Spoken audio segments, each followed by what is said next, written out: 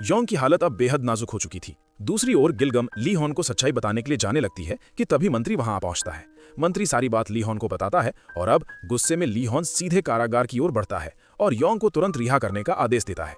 लेकिन तभी महारानी वहां आकर आरोप लगाती है, महाराज ये सब आपकी ही चाल है, क्योंकि आप नहीं चाहते कि मेरा बेटा राजा बने। योंग शांत स्वर में कहती है, महाराज आप एक तानाशाह नहीं, एक न्यायप्रिय राजा बनिए। ली हॉन दिन रात एक करके सबूत इकट्ठा करने में जुट जाता है। अगली सुबह जब वो महारानी के कक्ष में पहुंचता है तो उसे पता चलता है कि राजकुमार कई दिनों से अपनी ताकत बढ़ाने के लिए गुप्त औषधि ले रहे थे। उनमें से एक औषधि बेहद कड़वी थी। ये खबर राजमाता तक भी पहुंच जाती है। राजमाता योंग को रिहा तो कर देती हैं, लेकिन एक शर्त पर, 3 दिनों के भीतर अपने बेगुनाह होने के सारे सबूत पेश करने होंगे। रिहा होते ही योंग सबसे पहले राज रसोई में जाकर राजा के लिए भोजन बनाती है। ली हॉन को यकीन ही नहीं होता कि योंग बाहर आ चुकी है।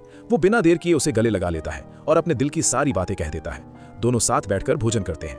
इसी बीच योंग कुछ सामग्री अपने कमरे में ले आती है। गिलगम उस कड़वी औषधि को सूंघकर चौंक जाती है और बताती है ये औषधि चूहों के मल से बनी है। अगले ही दिन ली हॉन भी उसी तरह बीमार पड़ जाता है जैसे छोटा राजकुमार पड़ा था। योंग को वैद्य से पता चलता है कि अगर वो औषधि शोरबे के साथ ली जाए तो वो जानलेवा साबित हो सकती है। उधर मंत्री उस वैद्य को ढूंढने में लगे हैं जिसने सामग्री में गड़बड़ी की थी। ये बात सखी तक भी पहुंच जाती है। वो अपनी सेविका को आदेश देती है, वैद्य को मार डालो। लेकिन जैसे ही योंजी हमला करने वाली होती है, कॉन्गिल वहां पहुंच जाता है और सेविका से भिड़ जाता है। कॉन्गिल उसे एक पेड़ से बांध देता है और तभी सच सामने आता है कि सखी ही वो औरत थी जिसने कॉन्गिल की बहन को मरवाया था, क्योंकि वो अपने छोटे भाई के लिए खाना जुटाने के लिए गुप्त रूप से महाराज के पास रहती थी। लेकिन तभी कोई रहस्यमयी व्यक्ति वैद्य की हत्या कर देता है। दूसरी तरफ राजवैद्य राजकुमार के लिए काढ़ा लेकर आता है, लेकिन खून की कमी के कारण राजकुमार उसे उगल देते हैं। योंग तुरंत एक पौष्टिक व्यंजन तैयार करती है।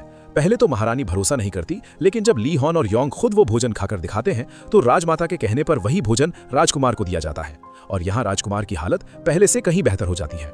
इसी बीच राजमाता के जन्मदिन पर राजकुमार जैसन एक खतरनाक योजना बनाता है, एक ऐसी साजिश जो ली हॉन को तानाशाह साबित कर सकती थी। रात के अंधेरे में सखी अपनी ही सेविका को कारागार में मार डालती है।